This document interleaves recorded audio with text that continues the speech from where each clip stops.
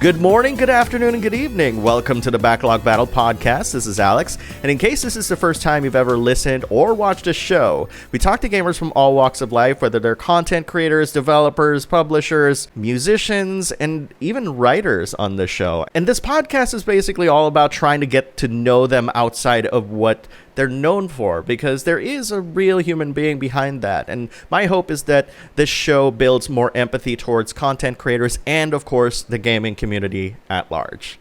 My guest this week has been recommended by not one, but two people that have been on the show before, and I am so happy to finally meet this person after so many reschedulings, either his part or my part. It's so crazy, but here we are right now, and I'm so happy to finally have him on the show. Please welcome FebruaryNight. How's it going, sir? It's going good. Thank you so much for having me on, Alex. It's a true pleasure to be on the show. No problem, no problem. You know, I've been told that you are a huge Kiseki fan by somebody who is also a huge Kiseki nut, if you will, and I don't think it would be right if we didn't start this episode without a message from the man himself, Dom, aka the Kiseki Nut. So here he is to welcome you on the podcast. Feb, my man. I hope you're not drunk again. Well, I hope you're not drunk. I like seeing you drunk, but that emotes what it's all about, mate. So, you do you at the end of the day, man. But I'm really happy that you're on the podcast. It's obviously you're one of my mates in the Trails community. You've been really, really welcoming to me as well and stuff like that. And I hope that we're going to have more fun going forward. I mean, it's a great time to be a Trails fan, isn't it? It's a real great time to be a Trails fan. But my man, I need to ask you, did you manage to get one of those Falcom 40th anniversary shirts? Because I didn't, and they're all sold out. And I'm really gutted, my man. I'm really gutted. I tell you, I'd be wearing that down the street and stuff like that. So, first of all, that's basically what I want to ask. Do you have one?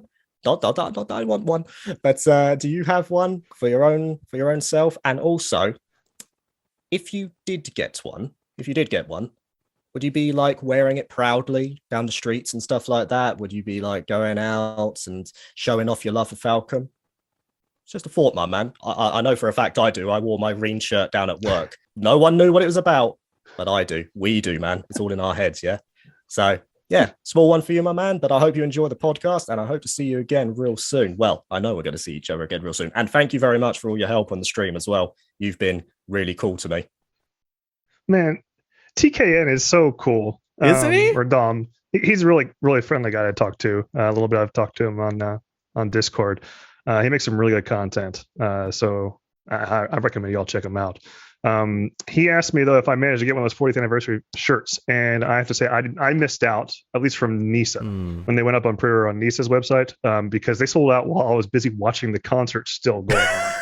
Okay, like they sold out within like 10 minutes or something, or 50, whatever, it was like 15, 30 minutes or something.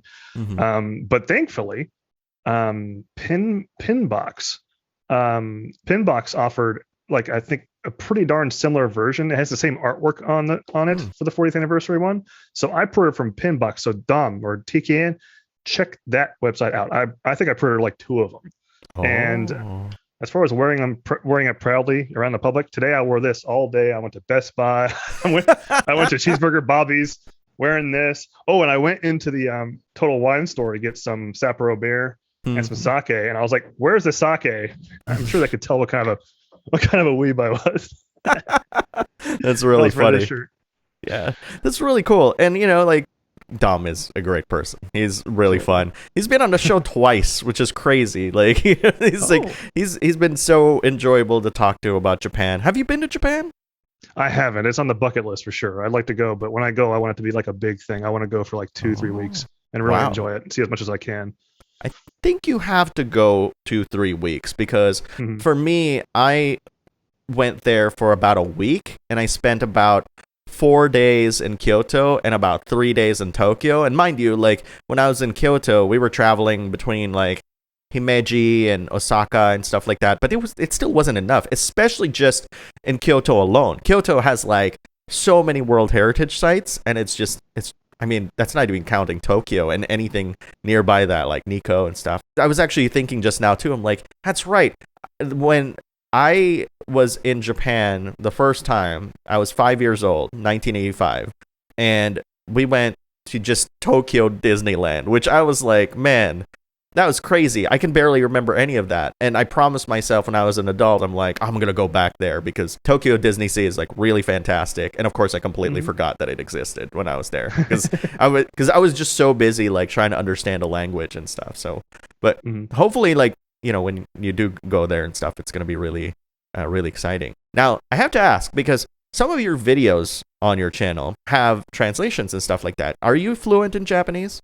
I am not fluent in Japanese. I know elementary Japanese. I took one college course in it. Thanks to I actually work for a college, so I was able to take one class for free. But I do work with the Zero Field team, and they do translations. They did translations for Azure, CS3, CS4, and Hajimori. And so I did some text capturing.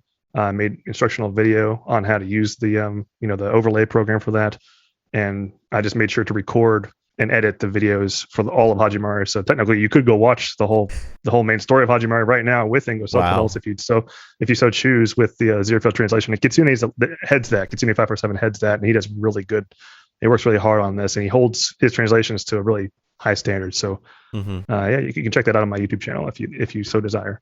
That's really awesome. So I have to ask then, because your channel on YouTube didn't really start off with trails. In fact, the last kind of trails video, well, I should say first trails video I've ever seen was actually from about roughly 2 years ago. Beyond that, it was a lot of World of Warcraft stuff. I'm surprised. You looked way back. All right. So I have to ask then, how did you go from, posting gameplay of World of Warcraft and stuff like that to something like Trails? And not even that, because like you had like other gameplay from other games as well before Trails. Before I was a Trails shell, I was an MMO-aholic. I was way into MMOs. I was into mainly Final Fantasy 11 and World of Warcraft. Those are my two big ones. I played in the original Vanilla WoW way back in like 2000, I don't know, whenever. Yeah.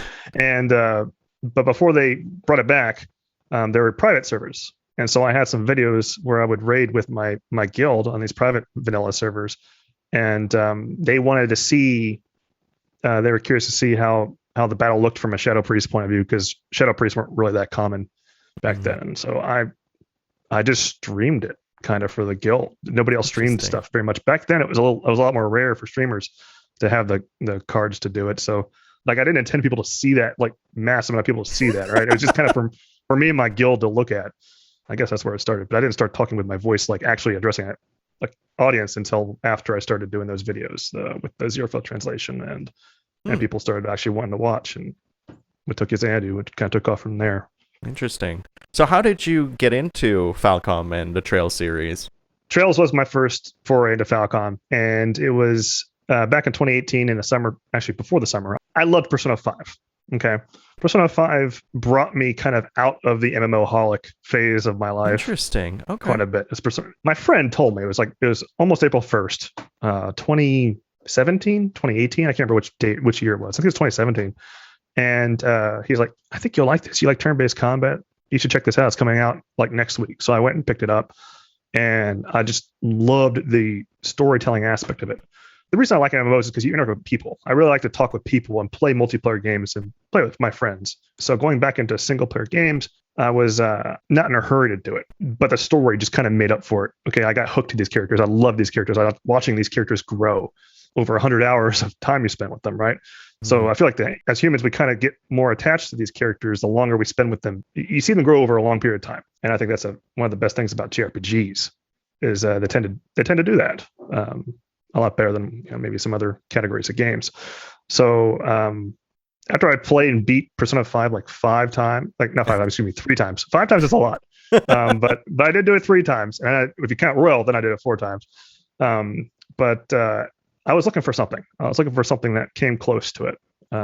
And so I went on Steam on PC, because I'm mainly PC gamer. I was really happy to see they had a turn-based category on Steam. And I found that on the very top, overwhelmingly positive reviews, The Legend of Heroes Trails of Cold Steel. And so, this looks pretty good, but it's full price. So I just added to my wish list like in spring of 2018. And then summer sale happened, and I got an email saying, "Hey, this is on sale." I bought it for a really good price on sale and tried it out.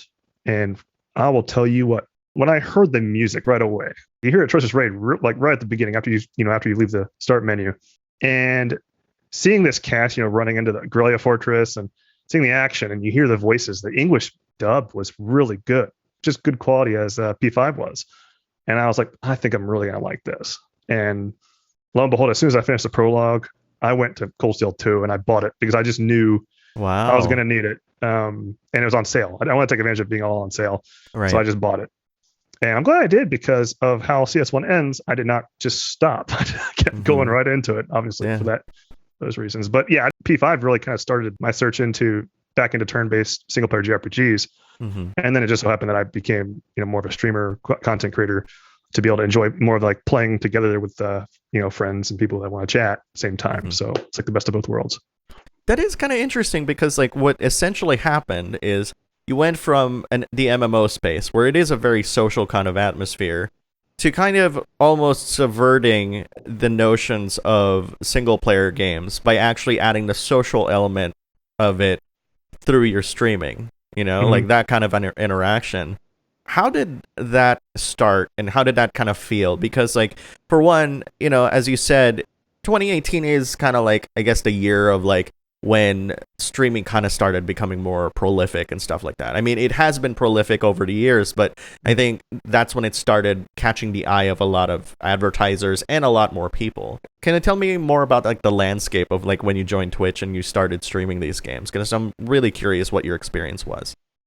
When I was playing Trails, when I purchased Trails, I wasn't streaming back then. I was just looking to do another single player experience. I had no intent to stream. Yeah. And I played Cold Steel 1 and Cold Steel 2 with my friend, real life friend. Yeah. And the way that he would watch me, and then he would play it on his own afterwards, but we would experience it together. We would experience the story and reactions together. When I was going through Cold Steel 2, he was telling me, "Hey, there's more to the series than just Cold Steel, right?" He told me about Trails in the Sky and the Crossbell arc. After I finished Cold Steel 1, he actually went back and watched playthroughs of the games, and like, so he got fully caught up, and he was just telling me, "Hey, this is a reference." I'm like, "Oh, that's pretty neat," but of course I didn't appreciate it because I hadn't done it myself. I hadn't gone back myself at that point. Basically, when I got through Cold Steel 2, he didn't want to go any further because it wasn't in English at that time. I finished Cold Steel 2 in late 2018. Cold Steel 3 didn't come out in English until, September of 2019. Yeah. So I wanted more Trails. I wanted more Trails. I went and watched a story walkthrough, not a story summary, not to be confused with story summary, a story walkthrough. Someone who played through the game and then they edited out all of like the dungeon crawling, all the battling. It's just story. So all the dialogue and all the cutscenes. So I saw all that. Actually, I did that right before the DVT Smont in CS2. So that way I totally appreciated the DVT Smont. Yeah. But I wanted more Trails. I wanted more. And I knew that Cold Steel 3 was out in Japan.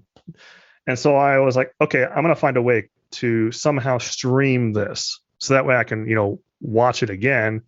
And that way, my friend can refer to it as well. And so I found a way through a subtitle overlay program to display the spreadsheet that Kitsune 547, someone that I thought really did really hard work to translate these games, how to display it on my Streamlabs OBS to make it work. And I streamed it on YouTube. And that's kind of how my channel started. I wasn't intending it to be used for a whole bunch, like a global audience. I was just using it for my buddy and me to refer to. But because nobody else was doing it, I guess it kind of it blew up. A lot of people watched. I had like 9 subscribers on my YouTube, and all of a sudden one day I had like 150. And I was like, oh, whoa. Nice. So I just kept doing it. And then I figured after I finished with doing CS3 and CS4 that I would try to, a couple months later, I would try to go live. Now, I had a collaborator, Lady Virgilia, who really, really helped me get the confidence to kind of do it. I will admit, my first time ever going live with my actual voice. See, when I was streaming the subtitles, it was just the game and the subtitles. It wasn't my voice or my face or anything like that. Yeah. But I was nervous to finally to actually start talking and commentating and talking to the chat and stuff. And Lady was just really nice. She was really nice to kind of, I don't know, give me a little confidence, and it made it more easier for me to I'll just chat. It was just kind of like a conversation me and her were having while we were playing the game. So that's how it all started, I guess. And ever since then, just kind of really been enjoying Falcom games. So I guess that kind of answers a couple of questions. I kind of went all over the place because of my ADHD, but hey, that's how I started going, just incorporating a streaming element into Trails, and that's also how I kind of went through the Trails series at the same time. Mm-hmm. I do find it really fascinating how you, TKN, and Lady Virgilia kind of almost started around the same time, and you kind of coalesced and almost are this group of Falcom fans who, by their own admission, all started with Cold Steel and not really started with all the way to the beginning and stuff. And I do want to touch upon that subject later on. But funny you mentioned Lady Virgilia, because she also has a message for you, and as well as a question. And I know, man. I did tell you before the show that this is a much more special episode than normal, because normally you get the previous guest's message and question, but she had recorded this on her own episode that we did, oh my god, months back maybe at this point. So here she is. And oh wow. And to kind of preface this, I'm going to ask you some more questions than what she asked in her video. So just keep that in mind. Keep that in mind. All right. Hey Fab. I just want to say, OMG, thank you so much for just the friendship we've had over these past 2 years. Legit, I never would have thought that one message you'd send me on Reddit would just be like, wow, and now we do all these live streams together and everything. So thank you for just inviting me into your community and all this stuff. And so I have this big question for you. As Trails is your main thing. You will drop everything just for Trails. I also know you don't like a certain word. So here's a tough question, I think. If you had to choose between getting delayed Trails releases or everyone in your community using the D word, you know what word it is, what would you rather choose? that little snicker at the end there. I will have to say, she did that snicker a few seconds after she had finished the video, and I was just I have to add that because that's her thinking about what she just asked you. So now, before you answer her question, I have to ask the question: what the hell is she talking about? You have to give context to that now. So my community, I like to call it a cultured community. Okay. But culture can kind of be defined by many. Culture is a relative term. Yes. So culture is you can think of it as pretty spicy stuff. Okay. Sure. Our community has, we talk about spicy stuff pretty often. Or it could be certain things I don't know, classy. And so a couple of reasons I like to use it is it's just kind of stuck. Okay. We use the word beverage a lot instead of the alternative. I see. It's just a thing in the community that just kind of stuck. Okay. So it's more cultured to say beverage or think of other ways. That includes not just the noun, but verbs too. So we partake of the liquid beverages.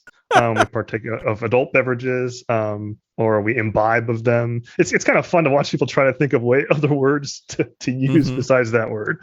And I don't know, it's just, we consider it the cultured way to say the word, and the D word isn't as cultured. So it just kind of stuck, and it's kind of just a funny thing to think about the community. Okay. All right. So now the question. The question, lady, delayed Trails releases. I would give it oh man. That's a tough question. But I would not want to be selfish enough to delay a sooner release for Trail fans here in the West, just because I want to cling to that essential part meme of the community. So I would give it up. I'll let everybody use the D word again. If we could get worldwide releases of new Trails games, absolutely, I would give it up to have like we get the same release day in English the same day that Japan gets it. Yeah. For Trails, absolutely, I'd give it up. But Wow. it's still not an easy question, lady. That's a good one. You got me. She did. And like I said, she was giggling the whole time. I was like, oh man, this sounds like this is gonna be a hoot to like try to get an answer for. So that, yeah, it's really, but again, like it's really cool to kind of see the friendship that you three had and stuff. And I've much like TKN, I've had Lady on the show twice and stuff like that, and I was so happy like to have them back just so that they can leave something for you, because I was thinking to myself, this is a trifecta of Falcom content creators here that nobody should pass up. And for anybody who is listening or watching the show, you will want to watch those episodes of the Backlog Battle podcast with both TKN and Lady Virgilia, because they're just great people.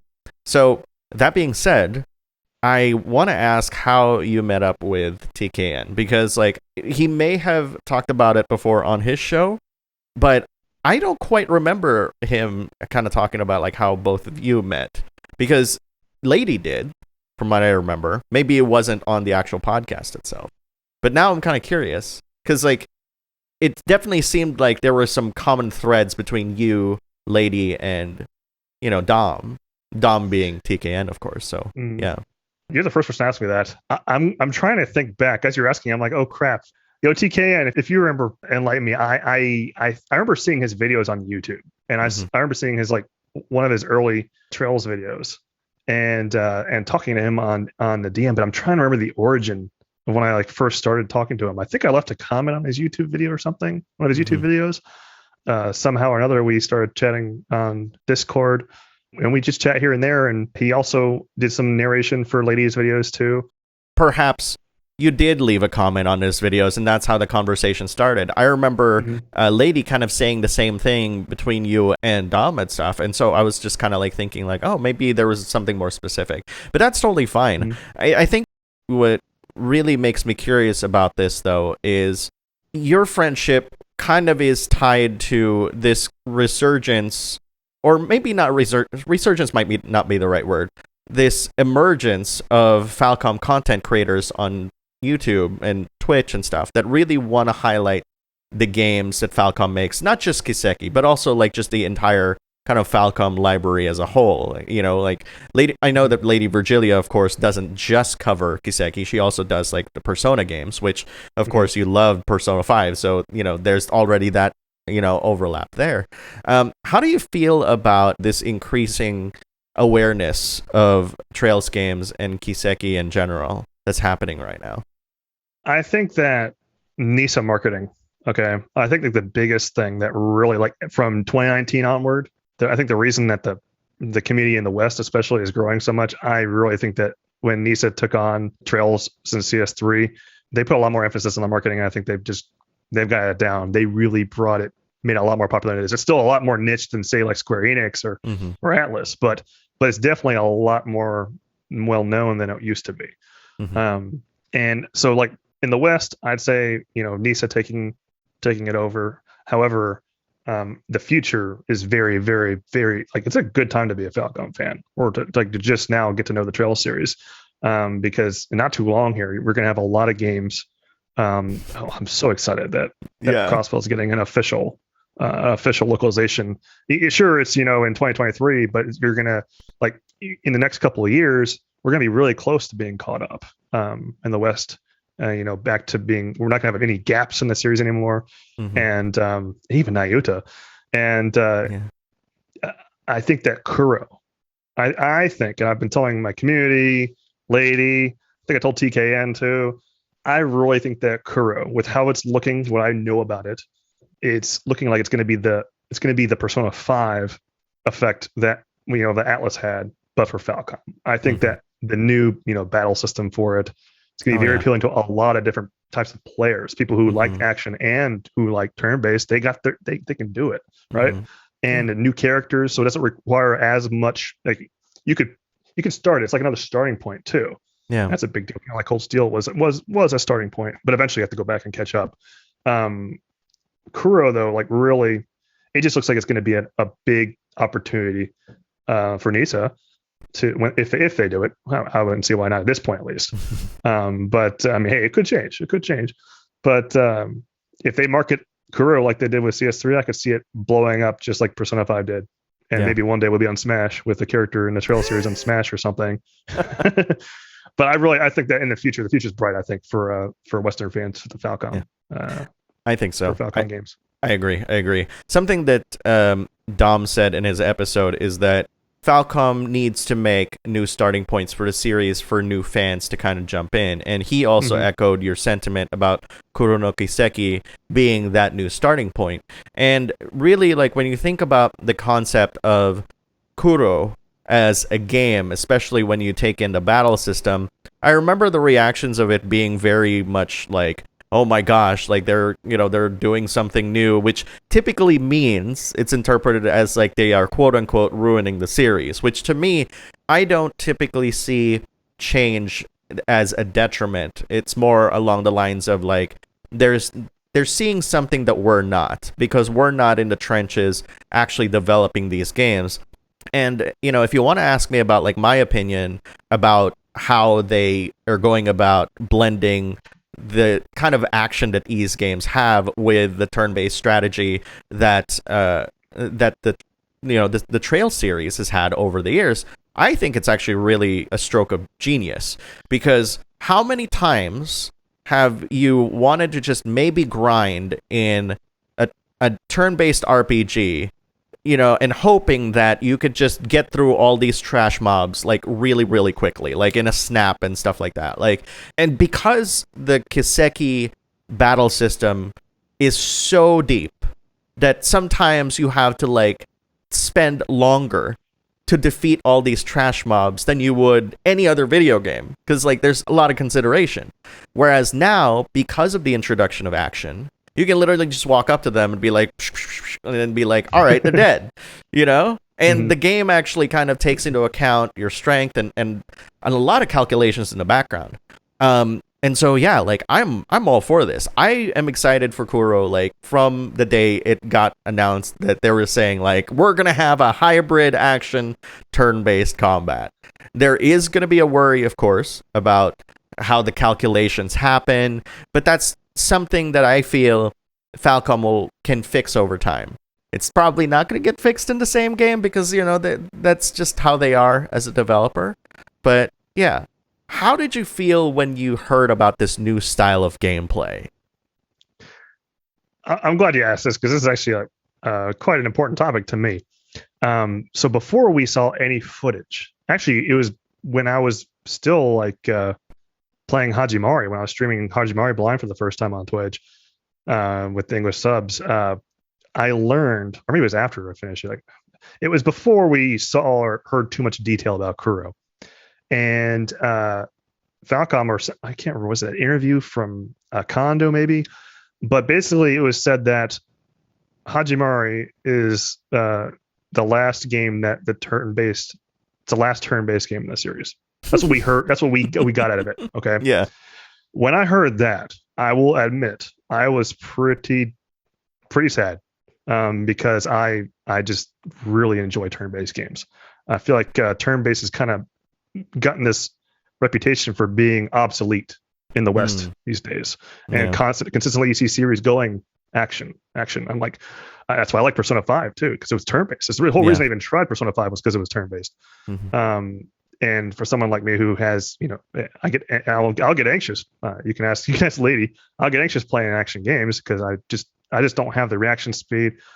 I like to be able to just fight a big boss, or even the final boss without pausing the game and take a sip of my beer or look at my chat, read it, and not have to worry about the thing swinging at me. Okay, like I just enjoy that. And I think it just comes down to player preference, right? Some people some people really want the action. Maybe it's just too slow for them. They don't feel as entertained, doing a turn-based. I feel more grindy to them, and I understand that.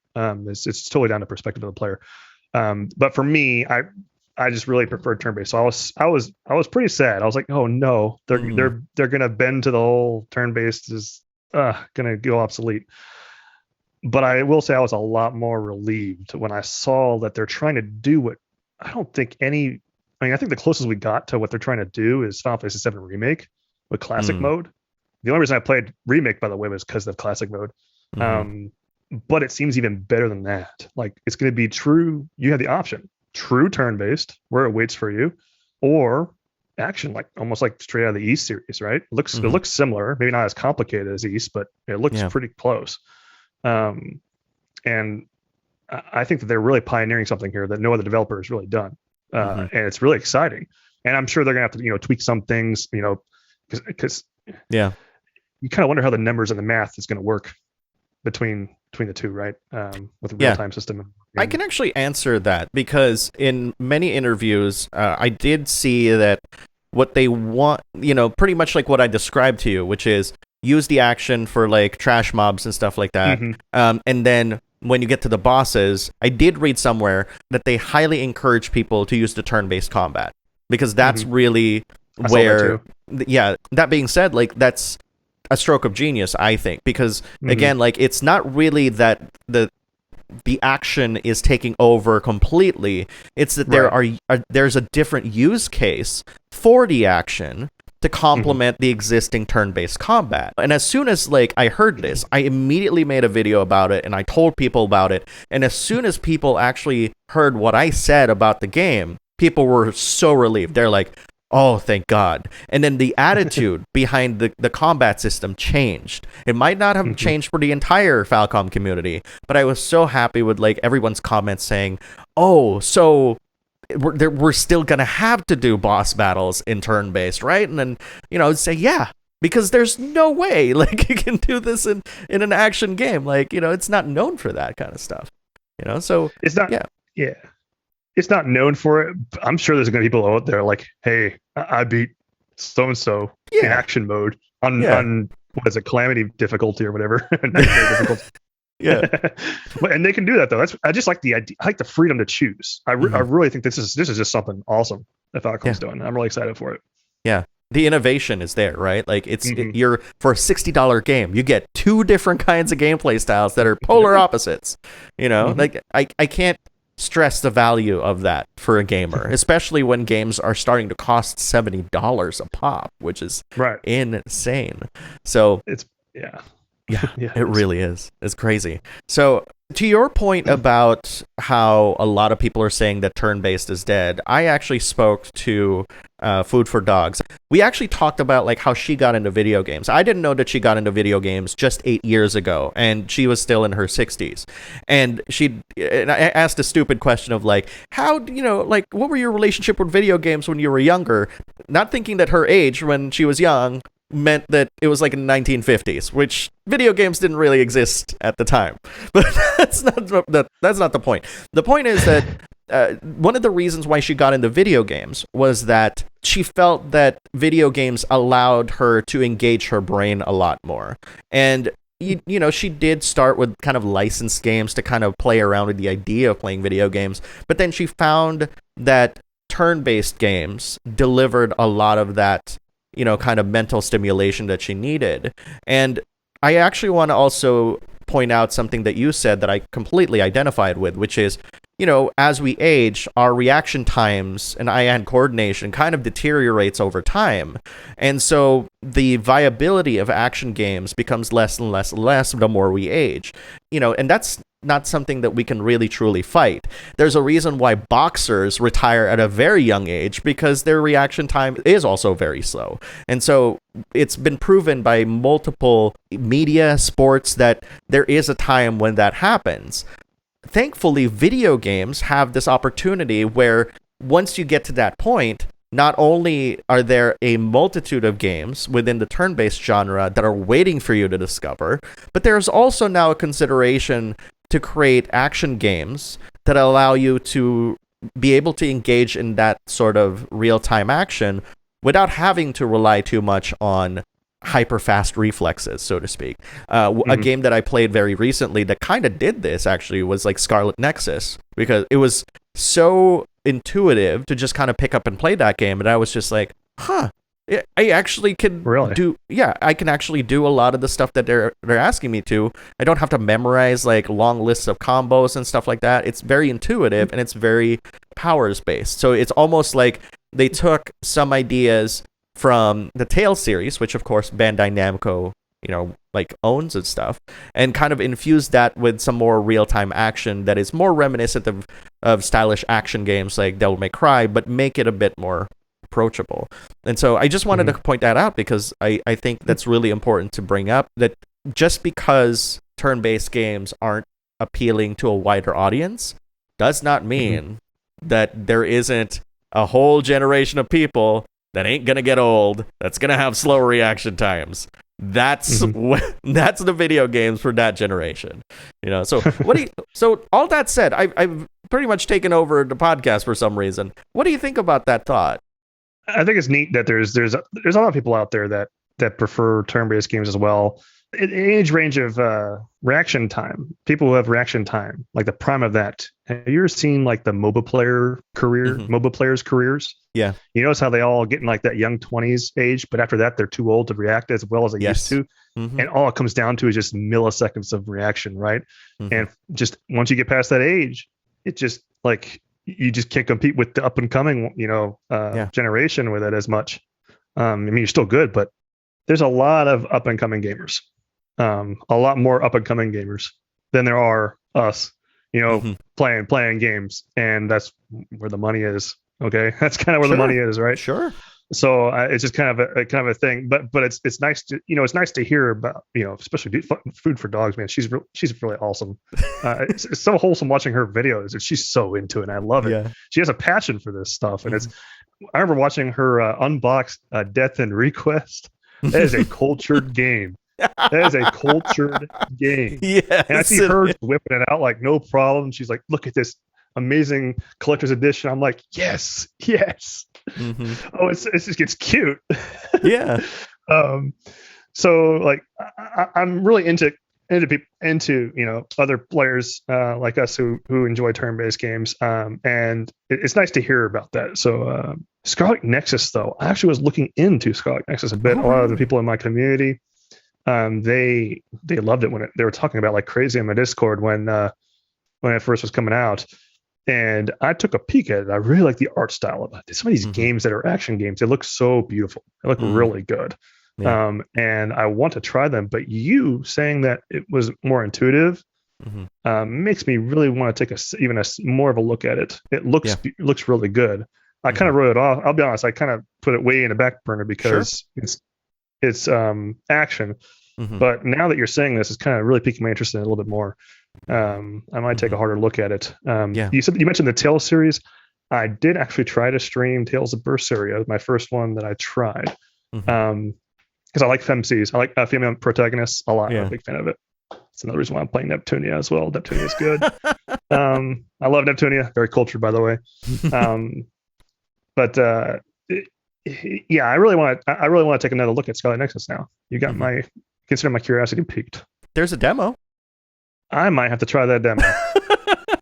Is it a demo on PC, or I got to get the PS? I don't know if there's a demo on PC. I do remember it was on PS4 and Xbox and stuff. So it is on those platforms. And of course, if you get the game, the save doesn't carry over, but like the text that you play the demo and it gives you some bonuses and stuff like that. So that's cool. Okay, I'll have to take a look at it now. All right. It's kind of funny, in the subject of like action RPGs and stuff like that. That's kind of like why I've been a little bit hyper aware of what the Japanese developers are trying to do in that space, because another game that I'm kind of playing right now is Neo: The World Ends With You. And you look at that and you're like, oh, it's a button mashy kind of game. And I'm like, yeah, but that's only like the first several hours of it. Once they start introducing more complex enemies and stuff, now you have to figure out like the strategy involved in it, And I'm not going to get into it because I feel like that we could spend a whole hour just talking about like Neo: The World Ends With You, because I really love it. But, as a 42-year-old like gamer, it's really difficult to find action games that do kind of consider, your reaction times and stuff like that, which is why like sometimes when I see people talk about Bayonetta 3, I'm just thinking to myself, do I really even have the eye-hand coordination to be able to finish that game? Because, man, that's overwhelming. You want to talk about like a game that makes you memorize I guess, quote unquote, memorize like combo strings and stuff like that. Like Bayonetta is definitely one of them, you know? Mhm.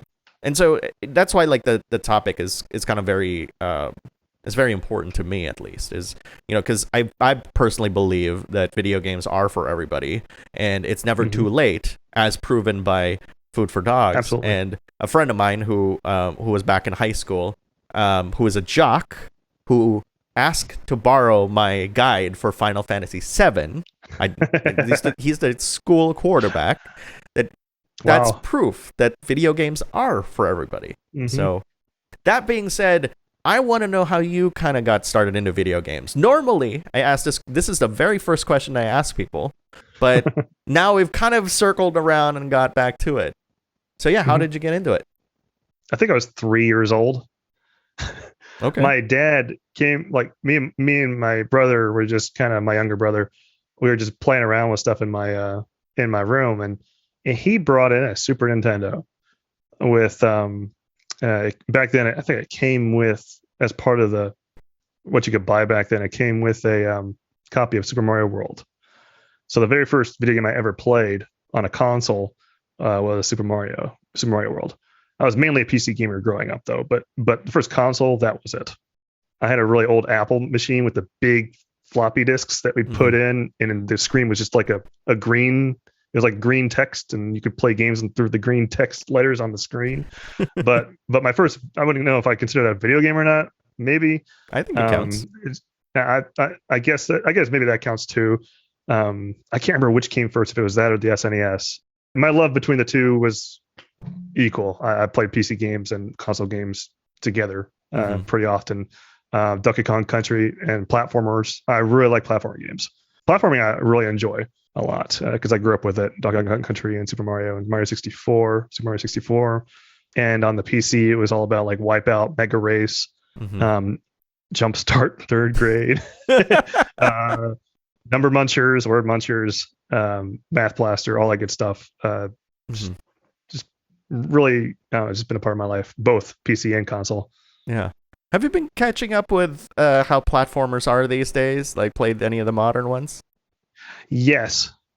They are hard as hell. Which ones? I tried to play, so I played Donkey Kong Country 1, 2, and 3. And now I can just burn through those games on the SNES. Okay. But then when Donkey Kong Country, like the newer ones, the Donkey Kong Country Tropical Freeze. Yeah. That shit is hard. Yeah, it is. It is. That shit is hard. I'm like, I felt like I've lost like some of like the youth I had when I used to play platformers. That it's hard. I was just getting frustrated. I'm like, oh, I'm getting mad at this. I got to put this down and take a break because, like, man, I wasn't able to complete it without help. My son, he was doing it. I'm like, what's going on here? He's like, Dad, this is how you do it. I'm like, what? The Super Mario 3D World, he's just owning it, and I'm like, dang. See, I have a kind of different take on this because I think the reason why you're really good at all those earlier games is because you have some sort of familiarity to them, that it's almost like you're trying to tap into some muscle memory that you had when you were young, and so therefore it's kind of like, and because it's so close to like how you experienced it back in the day, like it's just kind of like almost unearthing that, like undeleting that part of your brain and stuff. Because honestly, like when I got like the virtual console version of the Ninja Gaiden trilogy, like on the NES, like I was surprised, specifically part 2, that I played, oh my gosh, maybe 80 or 90% of that game as though I memorized every placement of every single item and every single enemy in it. Like literally, like I would watch myself and be, I would watch myself again and I'd be like, wow, this is insane. And I can tell you right now, like I can't, explain it verbally, like how I'm able to clear the first level of Ninja Gaiden 2. But I can tell you that I use every single item and hit every single enemy, and I have a very specific way of pressing buttons in that game because of how much I remember that feeling. Now you say this, like I didn't really ever think of it like that before, and now you're helping really kind of think about it. And really, I think that's a lot. Like, I think you're right. Donkey Kong 1, 2, and 3, Country 1, 2, and 3.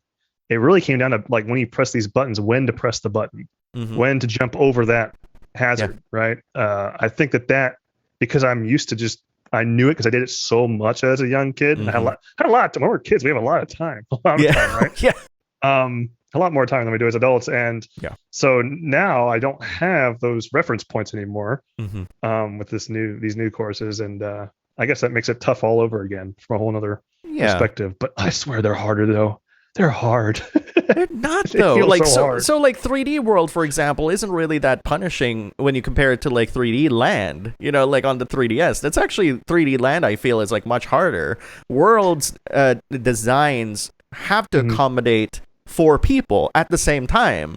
So their platforms need to accommodate that many people. Also, there's collision between all 4 people, so they have to also account to that. So, you know, but maybe like the challenge of that is like your son trying to knock you off of a platform while you're playing it. Maybe that's what's actually happening, you know? I think it's later on. Like the first 8 worlds are I felt like I could get those pretty good, but those like later ones, those like bonus ones, that's where of course. They have to be like though. Stuff. Right. They have to be. Yeah, of course. Yeah.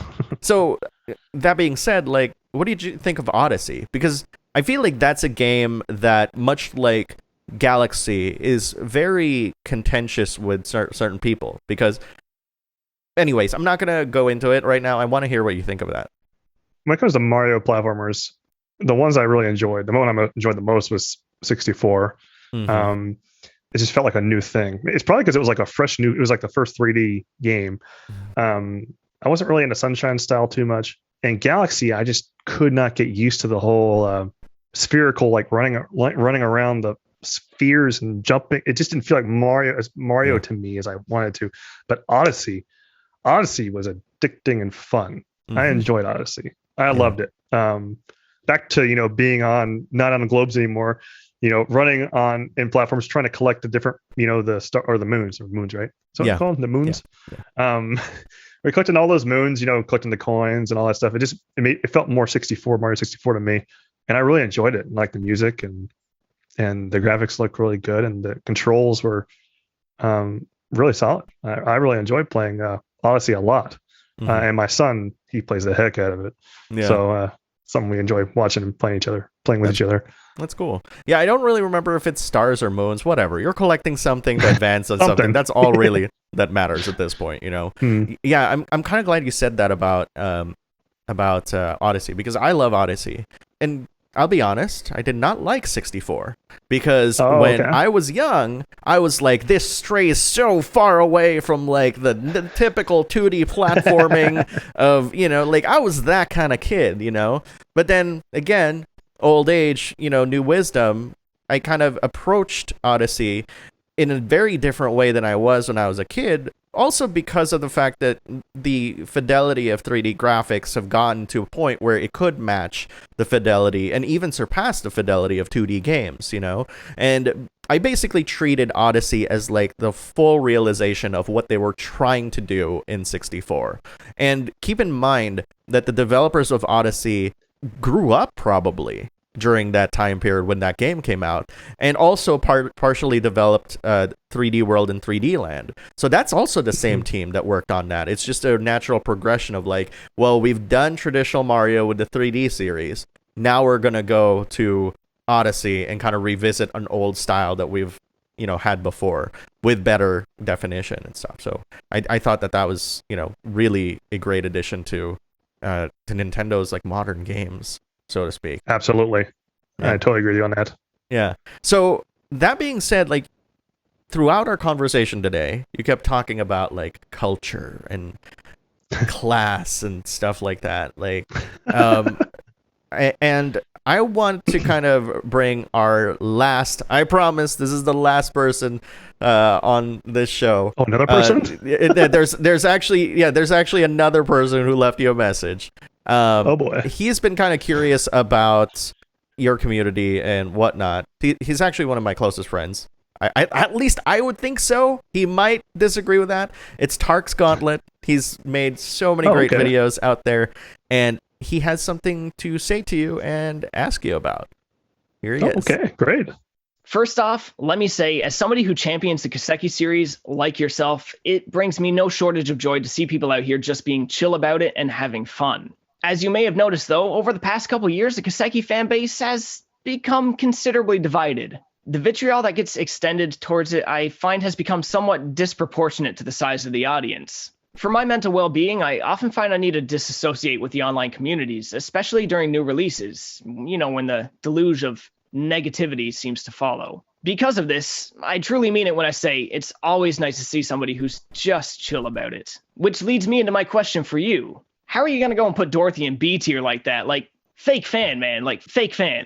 But no, anyway, I'm curious. Are you somebody who's just built different so this stuff doesn't really tend to affect you any? Or do you have rules or limitations that you live by to help navigate these turbulent waters? Is there any advice you can give to people who struggle to deal with volatile gaming communities online that experience considerable amounts of infighting? And as always, of course, keep up the great work. Tark Gauntlet, thank you so much. I really appreciate those words. And that's actually I'm glad you brought this up. I'm glad I can kind of talk about this because it is, it's an important thing. It's an important issue to talk about. In different social media platforms and also in Discord, sometimes you might have some negativity pop up. I mean, it kind of happens, I feel like, with a lot of communities of any game, right? You're going to have, especially when they blow up, you're going to have, the more people you have in a community, the more chance you're going to have people who don't like certain aspects of the game, and they really make sure it's known. And you have other people that just kind of conflict with each other, different personalities that conflict with each other. And at the end of the day, we're going to work.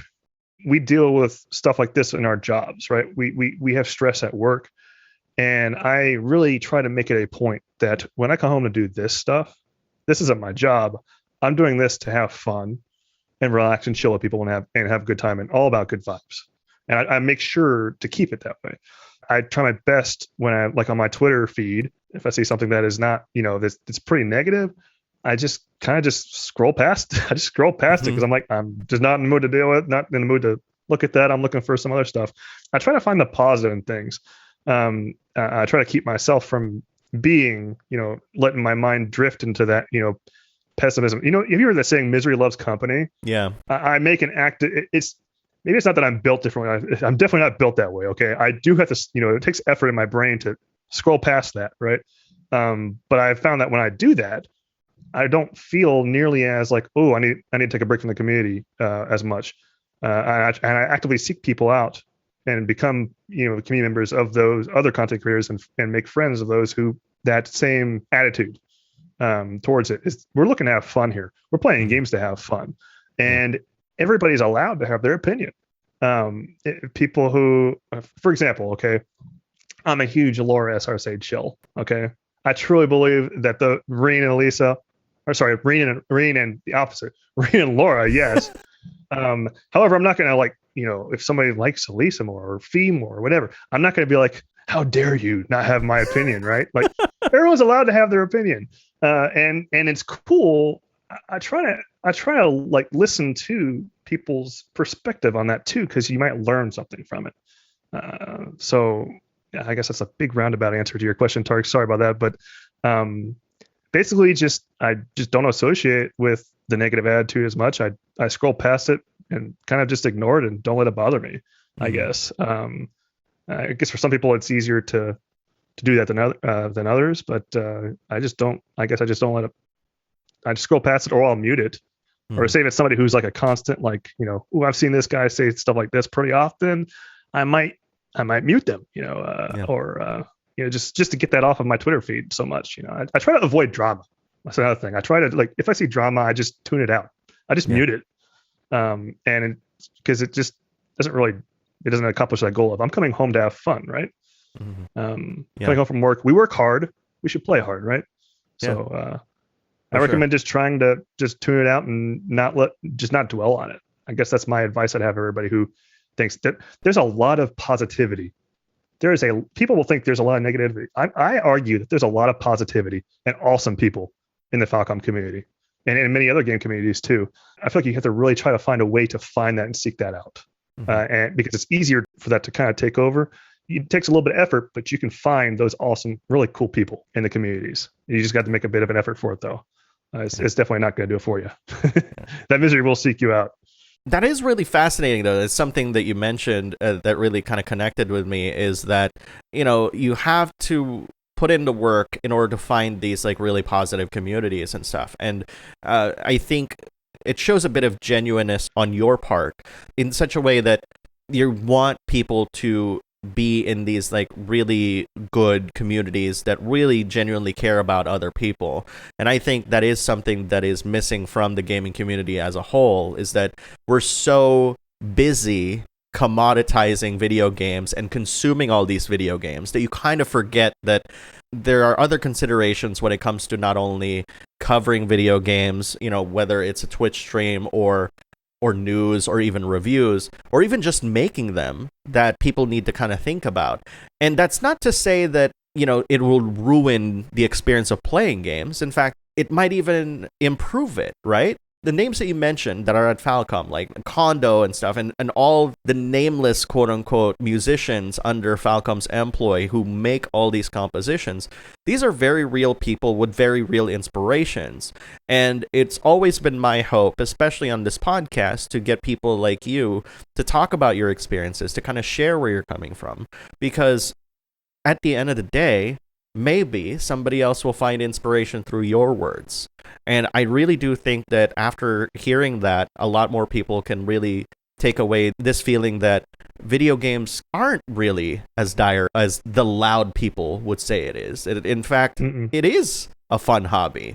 Personally, one of the reasons why I actually started Backlog Battle is I wanted to return to that time when we were young, where the internet didn't exist. And so we could just literally focus on enjoying the games in front of us as opposed to thinking of the drama and stuff. And of course, there's many considerations now because like developers are overworking people in the industry. And obviously we want to care about that as well.